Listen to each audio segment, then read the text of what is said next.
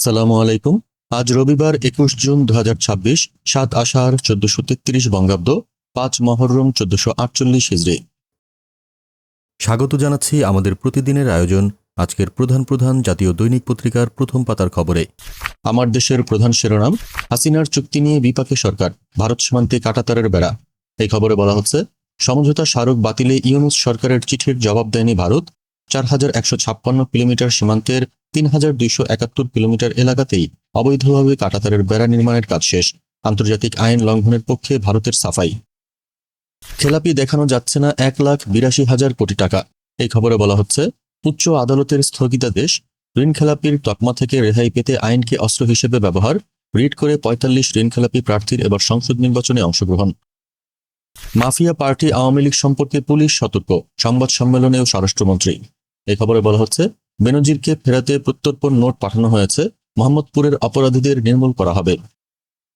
বড় জয়ে ব্রাজিল এখন গ্রুপ লিডার, ফুটবল বিশ্বকাপ। ফ্যামিলি কার্ডে অনিয়ম, চলছে শুদ্ধি অভিযান।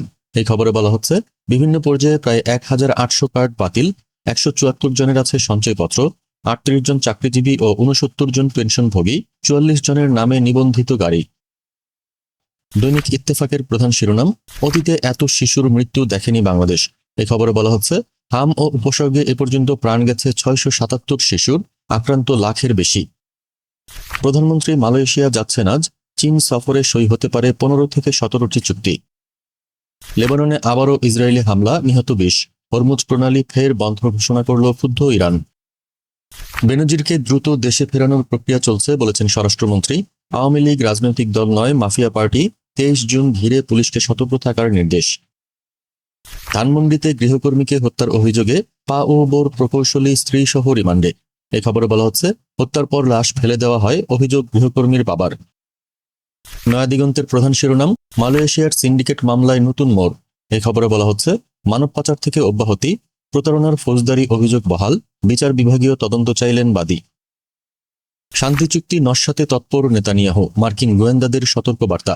এই খবরে বলা হচ্ছে, চুক্তি ভঙ্গ ও আগ্রাসনের জবাবে হরমুজ প্রণালী বন্ধ করল ইরান।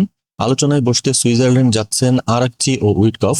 রাজনীতি থেকে নেতানিয়াহুর বিদায় চান ৫৯% ইসরায়েলি। জলবায়ু সংকটের বড় মূল্য দিচ্ছে বাংলাদেশ সহ ঝুঁকিপূর্ণ দেশগুলো, কার্বন নিঃসরণকারী দেশগুলোর প্রতিশ্রুতি আর বাস্তবতার ফারাক। শেষ হল SB64 সম্মেলন। যুক্তরাষ্ট্রের নেপথ্য নায়ক আর্জেন্টাইন কোচ।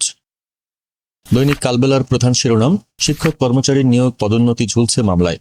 এই খবরে বলা হচ্ছে, এসব মামলার সঙ্গে ১ লাখের বেশি শিক্ষক কর্মচারীর নিয়োগ, পদোন্নতি ও বদলির বিষয় জড়িত রয়েছে। এক মামলাতেই আটকা ৩২,৫০০ শিক্ষকের পদোন্নতি। মামলাটি ৯ বছর ধরে ঝুলছে। এই মামলার আপিল শুনানি শেষ হয়েছে। আগামী ২ জুলাই রায়ের দিন ধার্য রয়েছে। উচ্চ আদালতে বিচারাধীন ১৩,৫০০ মামলা। হলুদ মনে ঢেউ তুললেন কুনহা ভিনিসিউস। মালয়েশিয়ার শ্রমবাজারের দুয়ার খুলতে হবে, আরও আলোচনা। প্রধানমন্ত্রীর সফর। এই খবরে বলা হচ্ছে, তারেক রহমানের মালয়েশিয়া সফর বাংলাদেশের জন্য অত্যন্ত ইতিবাচক ও সময়োপযোগী পদক্ষেপ। এখনই বড় ঘোষণা নাও আসতে পারে, তবে এ সফর শ্রমবাজার খোলার পথ অনেকটাই সুগম করতে পারে, বলেছেন ওবায়দুল হক, সহযোগী অধ্যাপক, ঢাবি।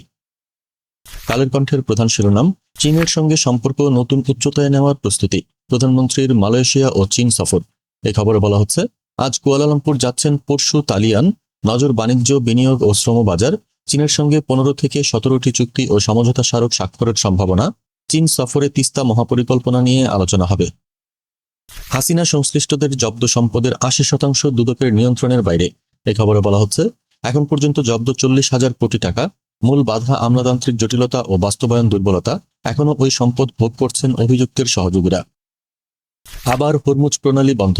এই খবরে বলা হচ্ছে, লেবাননে হামলা বন্ধের নির্দেশ নেতানিয়াহুর। সুইজারল্যান্ডে সমঝোতার নেতৃত্বে আরাকচি, উইটকফ। অবশেষে জয়ের ছন্দে ব্রাজিল। সমকালের প্রধান শিরোনাম, পররাষ্ট্রনীতির প্রথম পরীক্ষা। প্রধানমন্ত্রীর মালয়েশিয়া ও চীন সফর। এই খবরে বলা হচ্ছে, চীনে মোংলা বন্দর সম্প্রসারণ সহ ১৭ দ্বিপক্ষীয় দলিল সই হবে। মালয়েশিয়ায় একটি সমঝোতা স্মারক সই। যুক্তরাষ্ট্রের ইঙ্গিতপূর্ণ বার্তা।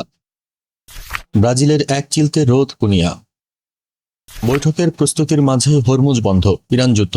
এই খবরে বলা হচ্ছে, যুদ্ধবিরতি ভেঙে লেবাননে ইসরায়েলি হামলা। লেবানন চুক্তির জন্য গুরুত্বপূর্ণ বলেছেন আরাকচি। দৈনিক সংগ্রামের প্রধান শিরোনাম, আরেকটি অনিবার্য বিপ্লবের প্রস্তুতি নিন। খুলনায় ১১ দলের বিভাগীয় সমাবেশে ডা. শফিকুর রহমান। প্রধানমন্ত্রী মালয়েশিয়া ও চীন সফরে যাচ্ছেন আজ, সই হতে পারে 15 থেকে 17 স্মারক। হরমুজ প্রণালী বন্ধের ঘোষণা ইরানের, আলোচনা নিয়ে নীরব সুইজারল্যান্ড, লাভের পথে তেহরান। ক্রমেই কমে চলেছে খামারের সংখ্যা, উৎপাদন ব্যয় বেশি হওয়ায় টিকতে পারছে না রাজশাহীর পোল্ট্রি শিল্প। হামে আরও 7 শিশুর মৃত্যু। যুগান্তরের প্রধান শিরোনাম, শেখ হাসিনার ফিরে আসা জল্পনা থাকলেও বাস্তবতা ভিন্ন, বিশ্লেষকদের অভিমত। এই খবরে বলা হচ্ছে, এই প্রসঙ্গ বর্তমান সময়ের গুরুত্বপূর্ণ রাজনৈতিক প্রশ্ন নয়, বলেছেন মুজাহিদুল ইসলাম সেলিম।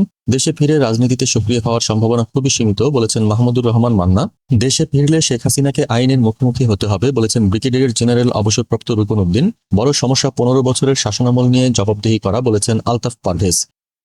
বেঁচে আছে ব্রাজিল, নিঃশ্বাস নিচ্ছে। প্রধানমন্ত্রীর মালয়েশিয়া চীন সফর শুরু, 17 চুক্তি ও সমঝোতা স্মারক সইয়ের আশা। এই খবরে বলা হচ্ছে, অর্থনৈতিক অংশীদারিত্ব, বিনিয়োগ এবং আঞ্চলিক সংযোগ বৃদ্ধিতে প্রাধান্য, গুরুত্ব পাবে পানি ব্যবস্থাপনা ও তিস্তা প্রকল্প।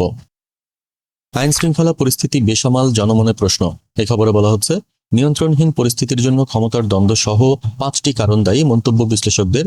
গুপ্ত সুপ্ত প্রত্যক্ষ চিহ্নিত করা সহ সংকট নিরসনে কার্যকর রোডম্যাপ জরুরি। এই ছিল আজকের প্রধান জাতীয় দৈনিক পত্রিকার প্রথম পাতার খবর। আগামীকাল আবার আমরা হাজির হব নতুন সব সংবাদ নিয়ে। সেই পর্যন্ত দেশজগৎ নিউজের সাথেই থাকুন। ধন্যবাদ।